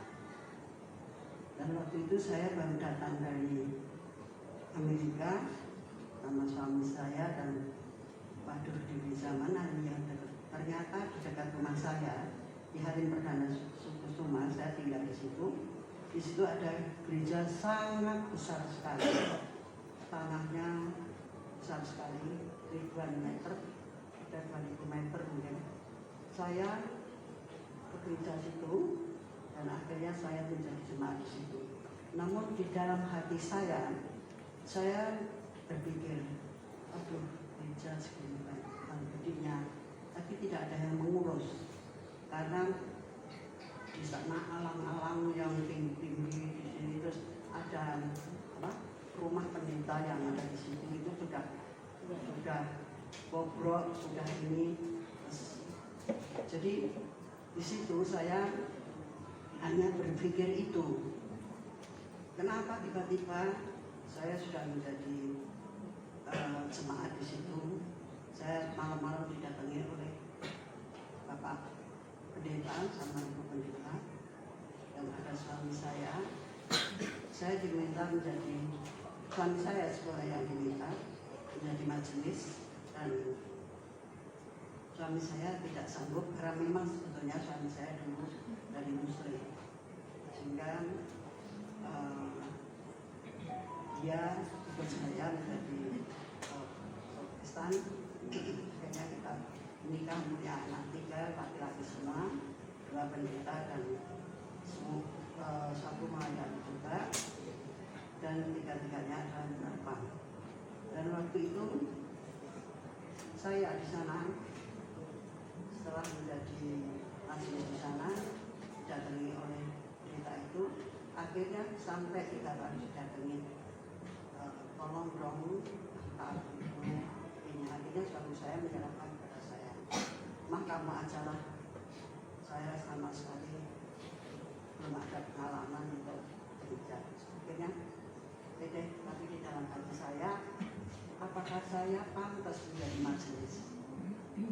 Karena saya tidak bisa, saya bergaul saya kan masih bebas, karena artinya bukan bebas bergaul dengan ini, artinya di lingkungan saya ibu mungkin di Kartika Chandra Kirana di Kawi ya kerjakan ini polisian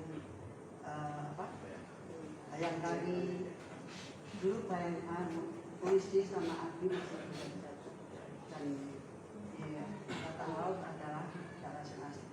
Jadi kumpulan saya itu masih ibu-ibu yang bermacam-macam agamanya, sehingga kita kalau bertanda berani itu masih ini ya, sebenarnya masih olahraga lah ya, golf ya, bowling ya, terus tiba-tiba suruh jadi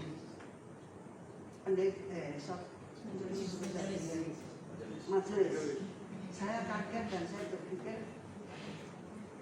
gimana ya, tetapi Tuhan ini, kenapa Tuhan saya yang disuruh ini, suami saya menyerah, sama saja. Tapi saya bingung, bisa enggak. Akhirnya ya sudah Tuhan tolong saya. Akhirnya saya terima. Tadi saya jadi majelis ini.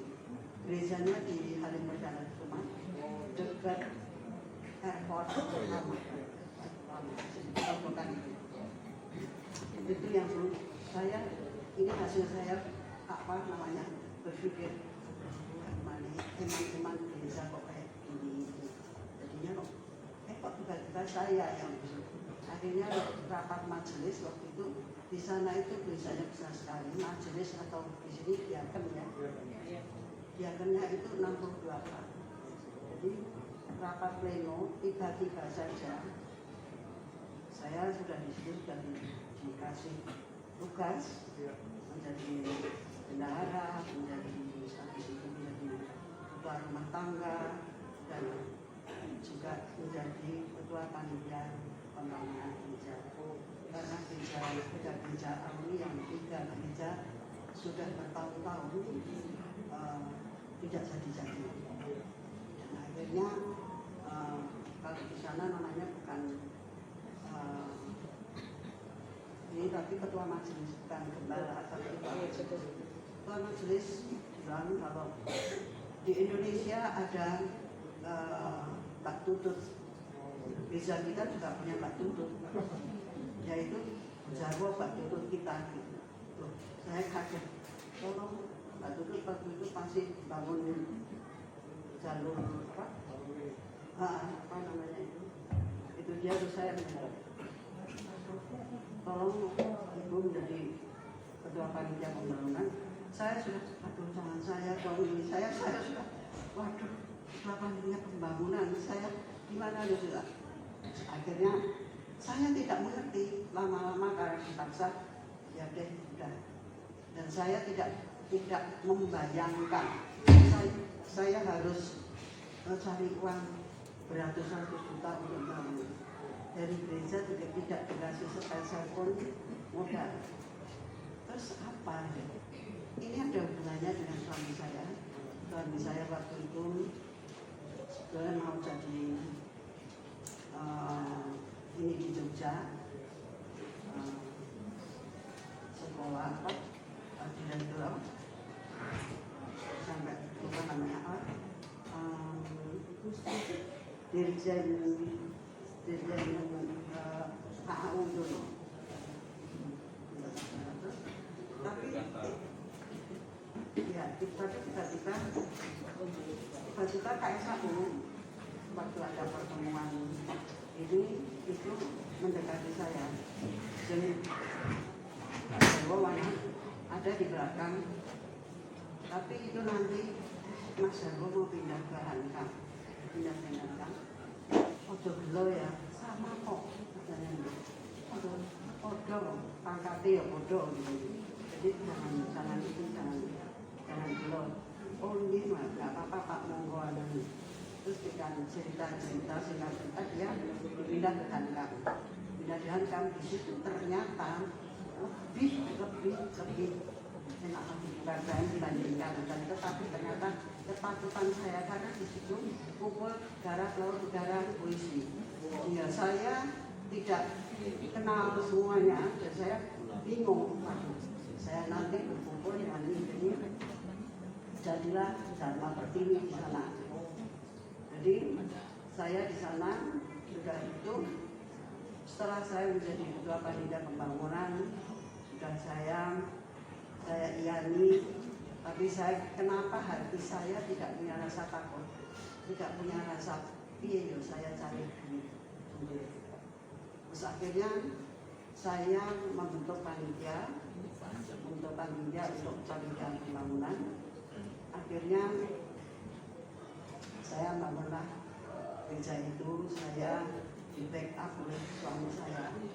Itu ternyata ada rencana kembali suami saya yang mengatakan tidak bekerja jadi pindah di tempat lain. Kalau tanpa perbuatan kami apapun tidak kami laksana di tahun ini.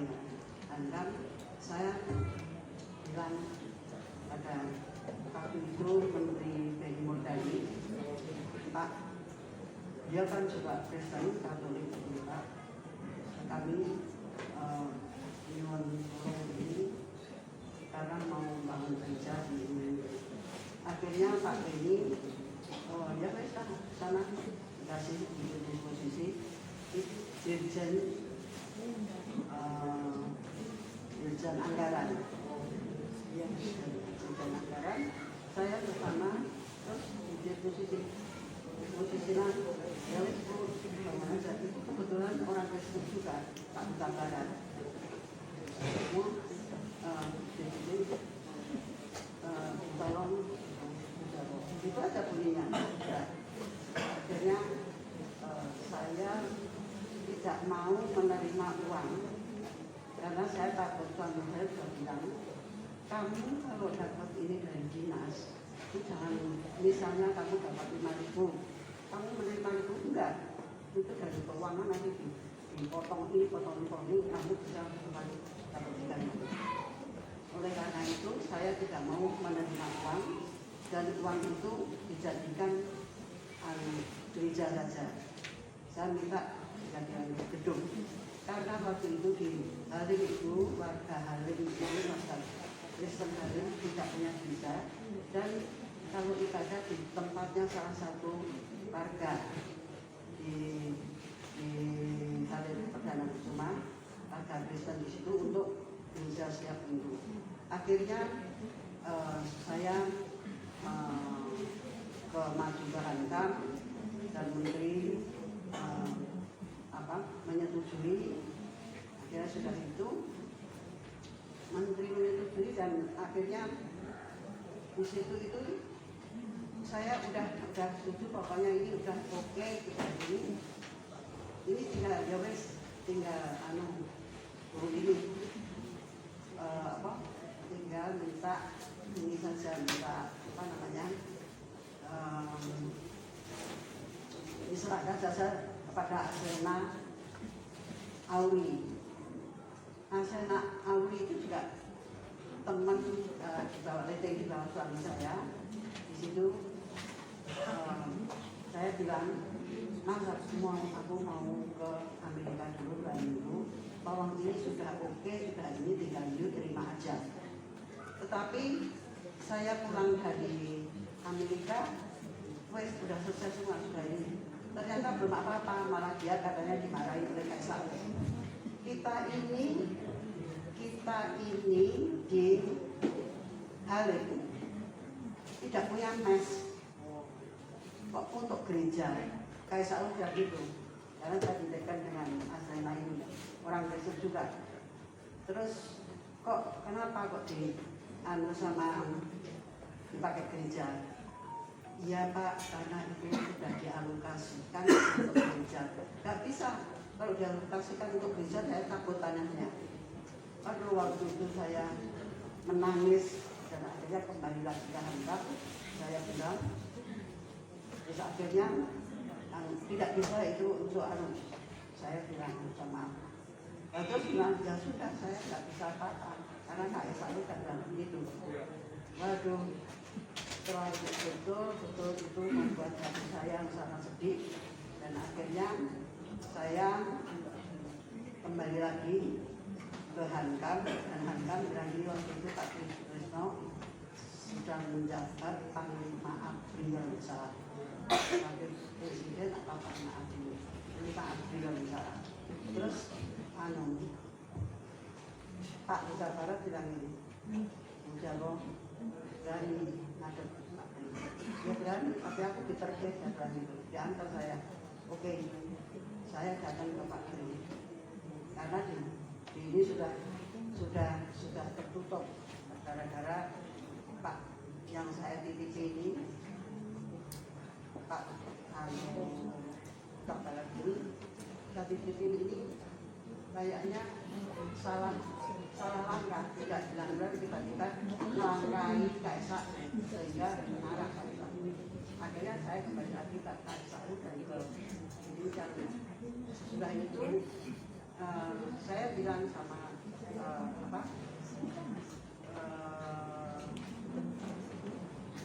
Kaisar dan saya bilang kepada Pak yang dihantam ayo Pak Tri Sutrisno, kita cuma ada Pak Tri Sutrisno, oh iya, ya wes bangunan, kamu bangun aja. Kalau sudah Pak Tri sudah nggak ada yang berani,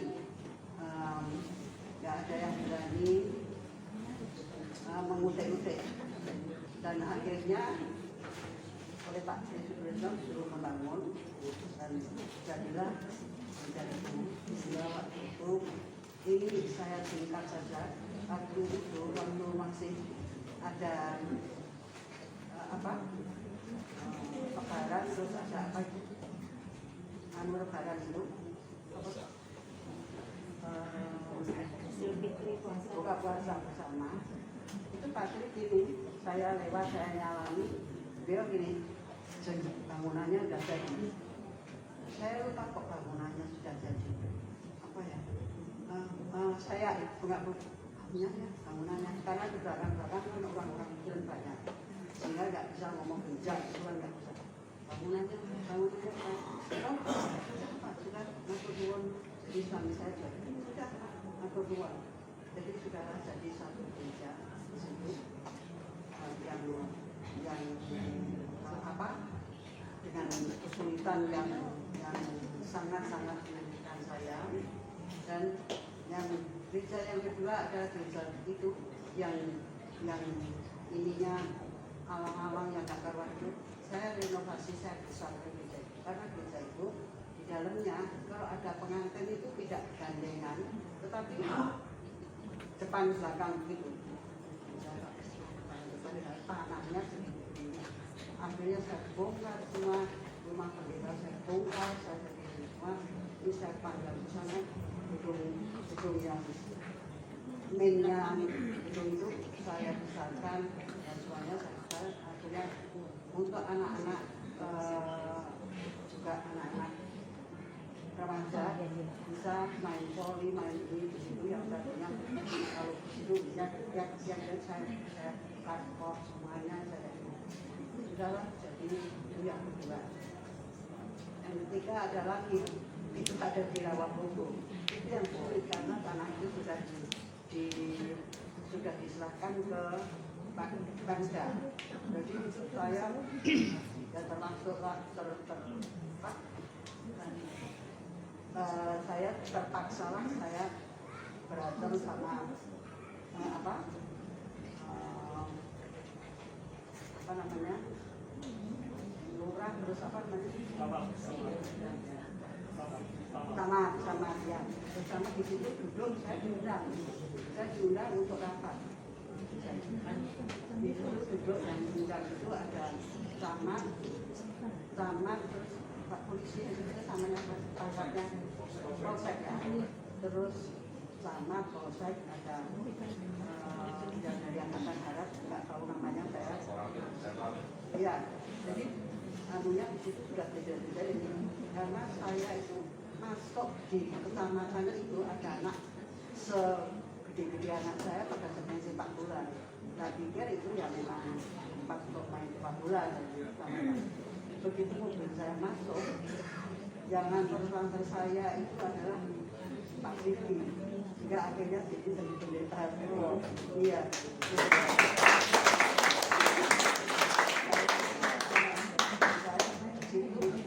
Diantar saya berdebat dengan mereka.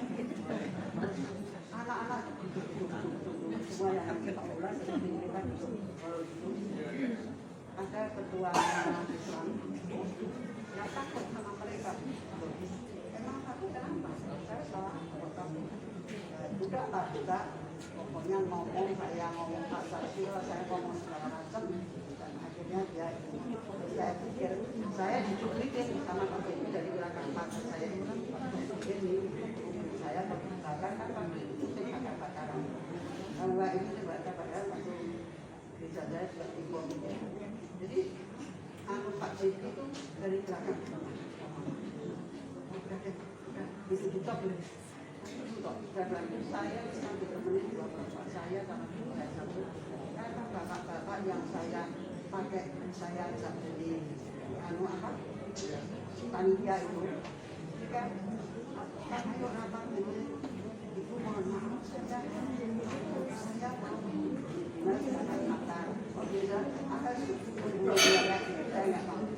Saya selalu mengusahakan juga selalu untuk anak-anak saya sampai ke agama, pasien agama ya akhirnya dia sudah serta ausnya itu semuanya sudah jadi dan kejadian dapat itu saya karena saya ini betul-betul karena Tuhan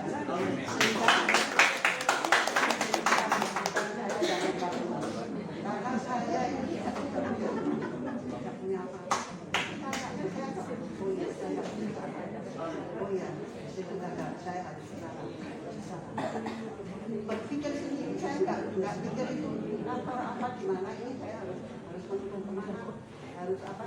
Tapi kayaknya Tuhan menuntut saya dengan demikian semuanya jadi berhasil.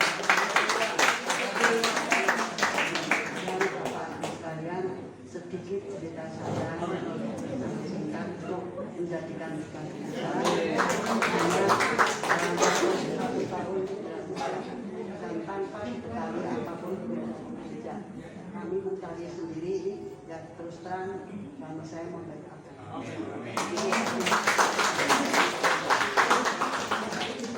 Puji Tuhan luar biasa Oma, lewat kehidupan Oma nama Tuhan dipermuliakan. Mari kita berikan kemuliaan bagi Allah kita. Siapkan hati kita untuk mengakhiri doa ini dengan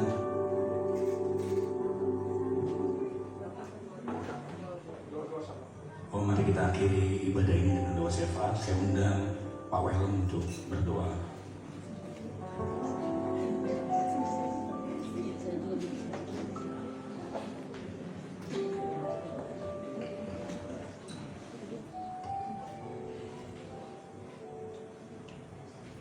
Sepertinya doa kita lebih ringkas, doa syafaat.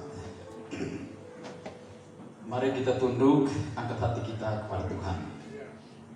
Mari kita bersyafaat. Puji dan syukur hanya kepadamu ya Tuhan.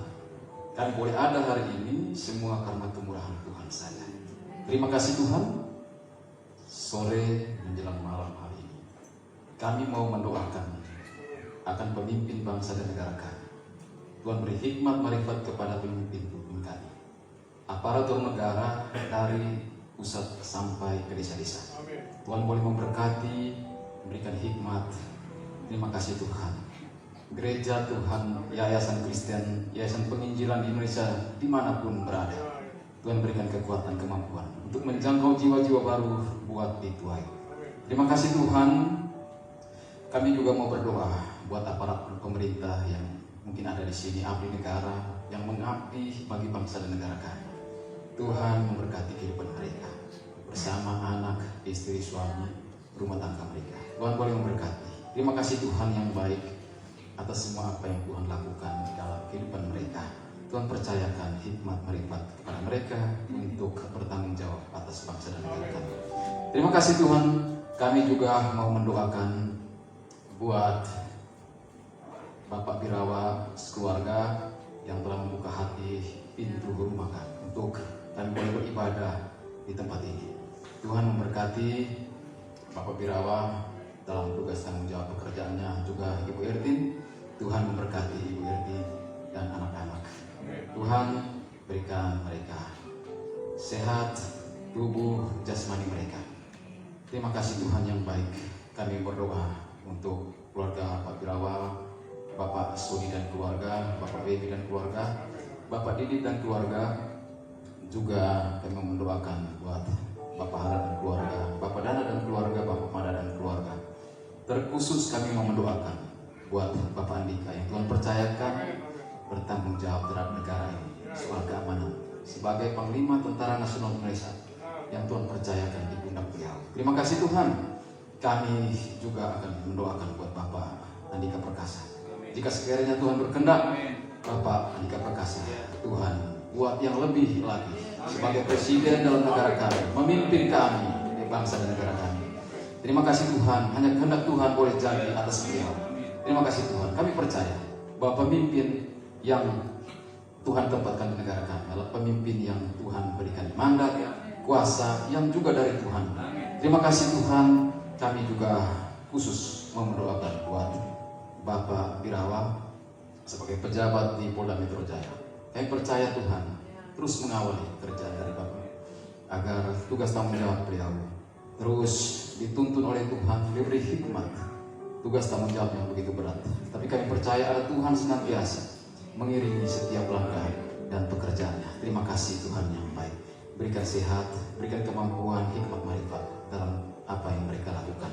Terima kasih Tuhan yang baik. Kami mau berdoa khusus buat anak-anak Bapak Birawa, Ertin, Alvaro yang lagi studi di Australia.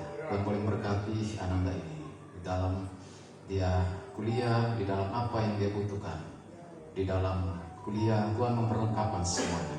Di dalam dia melakukan tugas dan belajarnya, apa yang dia lakukan semoga dibuat berhasil oleh Tuhan saja. Terima kasih Tuhan, berikan dia sehat, berikan kemampuan untuk melakukan hal-hal yang dia butuhkan di dalam kuliahnya. Terima kasih Tuhan. Saya mau berdoa buat Michael yang juga lagi studi dan Edgar juga lagi studi di Jakarta ini. Tuhan boleh memberkati Ananda ini sehingga mereka pun mendapatkan kehidupan yang lebih baik di masa yang akan datang. Cita-cita mereka kami hanya taruh di dalam tangan Tuhan semata. Berikan mereka sehat, kemampuan untuk terus mereka melanjutkan studi, kuliah, masa depan cita-cita mereka. Hanya kami boleh taruh di dalam tangan Tuhan semata. Terima kasih Tuhan yang baik. Kami mau berdoa untuk keluarga besar Ibu Ertin dimanapun mereka berada, saudara bersaudara, ayahanda, ibunda. Tuhan boleh memberkati keluarga ini agar mereka pun mendapatkan bagian dari kemurahan Tuhan dalam tugas pekerjaan, baik pribadi pas pribadi maupun setiap rumah tangga. Tuhan boleh memberkati. Terima kasih Tuhan yang baik untuk kami yang hadir di tempat ini. Tuhan tahu isi hati kami. Apapun pergumulan yang kami hadapi, baik pribadi lepas pribadi maupun setiap rumah tangga, Tuhan menjaga, Tuhan melawat, sehingga pergumulan yang kami hadapi boleh lalu begitu, karena Tuhan ada bersama kami senantiasa. Terima kasih Tuhan yang baik.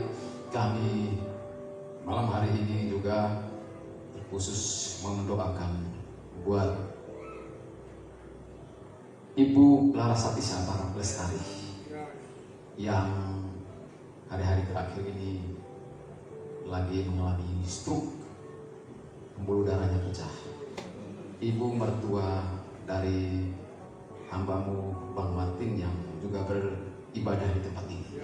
Kami percaya Tuhan, Kau menjaga setiap para medis yang merawat, obat penawar yang dia makan dan dia konsumsi. Dalam nama Tuhan Yesus, Tuhan menjaga dan menyembuhkan. Terima kasih Tuhan yang baik. Tiap-tiap kami yang hadir di tempat ini, Tuhan, Engkau berkati kami masing-masing. Kami juga mendoakan buat orang-orang yang sudah lanjut usia, yang juga beribadah di tempat ini. Janji Tuhan, sampai memutih rambut, Tuhan tetap menggendong mereka. Tuhan memberikan kekuatan kepada mereka, berikan kesehatan kepada mereka. Terima kasih Tuhan yang baik. Ini doa kami, ini syukur dan sembahyang kami. Kami alaskan hanya di dalam nama Tuhan Yesus yang telah mengajarkan kami berdoa demikian. Bapa kami yang di dalam surga, dikuduskanlah namamu. Datanglah kerajaan-Mu, jadilah kehendak-Mu di bumi seperti di surga. Berikanlah kami pada hari ini makanan kami yang secukupnya. Ampuni kami kesalahan kami, seperti kami juga mengampuni orang yang bersalah kepada kami. Jangan bawa kami ke dalam pencobaan, tapi lepaskan kami daripada yang jahat. Karena Engkau yang punya kerajaan dan kuasa dan kemuliaan sampai selama-lamanya. Amin. Mari sekali lagi kita bangkit berdiri untuk menerima berkat Tuhan lewat hamba-Nya. Kami memuji kebesaran.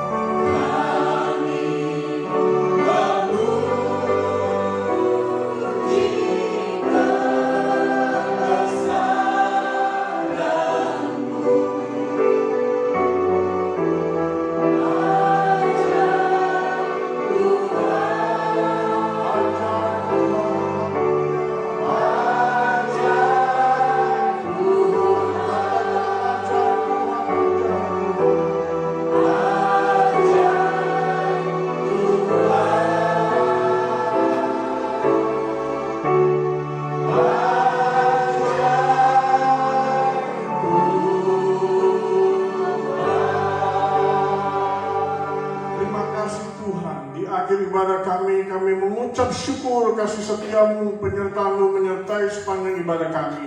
Kami sungguh diberkati lewat pujian penyembahan, kami sungguh diberkati juga lewat kebenaran firman-Mu. Sebelum kami berpisah, biarlah kami mau memberkati akan hamba-Mu, Pastor Debbie Bazil yang sudah memberkati setiap kami Tuhan. Mari Bapak Ibu Saudara yang kasih dalam Tuhan, mari arahkan tadakan tangannya untuk memberkati akan hamba-Nya yang setia, untuk terus menjadi perpanjangan tangan Tuhan, untuk menjadi penyambung suara Tuhan dimanapun dia berada. Biarlah Tuhan yang melengkapi akan pelayanannya, Tuhan yang memperlebar akan semua dan memperbesar kapasitasnya. Mari kita berdoa memberkatinya. Tuhan, kami memberkati hamba-Mu Pastor Debbie Bazil bersama keluarganya, suami dan anak-anaknya, Tuhan dimanapun mereka berada. Tuhan yang menolong dia, Tuhan yang sudah menolong dan memampukannya untuk melaksanakan amanat agung-Mu Tuhan. Perbesar akan kapasitasnya Tuhan, taruh visi-visi yang baru Tuhan. Biarlah Engkau semakin terus dipuaskan oleh kehidupan dan keberadaannya Tuhan. Kami melepaskan berkat dalam nama Yesus Kristus dari Nazaret. Terima kasih Tuhan, terima kasih. Terima kasih Tuhan untuk setiap pribadi yang boleh datang di tempat pada malam ini Tuhan. Sebelum kami berpisah satu dengan yang lain, kiranya bubuhkan berkat untuk setiap kami Tuhan di dahi kami. Mari kekasih-kekasih Tuhan, biji mata Tuhan. Kita akan berpisah dan kembali ke tempat tujuan kita masing-masing. Kita butuh berkat Tuhan. Angkat kedua tanganmu dan terima berkat Tuhan. Yesus, arahkan tanganmu yang berlubang paku di setiap dahi kami. Kami butuh berkat-Mu Tuhan. Terimalah berkat Tuhan. Tuhan memberkati engkau dengan wajahnya dan melindungi engkau. Tuhan menghadapkan wajahnya kepadamu dan memberikan engkau kasih karunia, damai sejahtera. Terimalah berkat di dalam nama Bapa, Anaknya Yesus Kristus dan Roh Kudus yang perkasa. Berkat Tritunggal Ilahi menyertai engkau, keluar masukmu dari sekarang sampai Maranatha. Tuhan Yesus datang yang kedua kali. Kita semua dipersiapkan menyambut kedatangannya. Haleluya. Amin.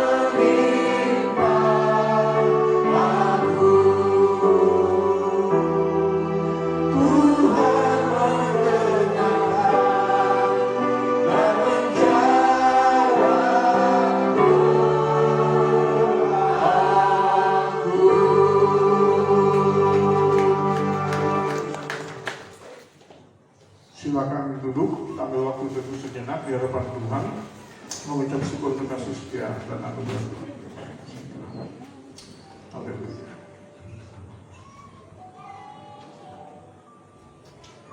Amin. Amin. Ibadah selesai, akan ada sepatah dua patah kata dari tuan rumah. Silakan Pak Firman.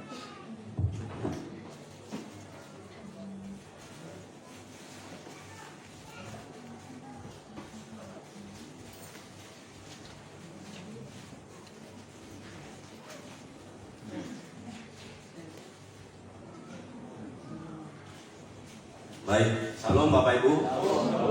Sambil menunggu. Terima kasih Pak Mus.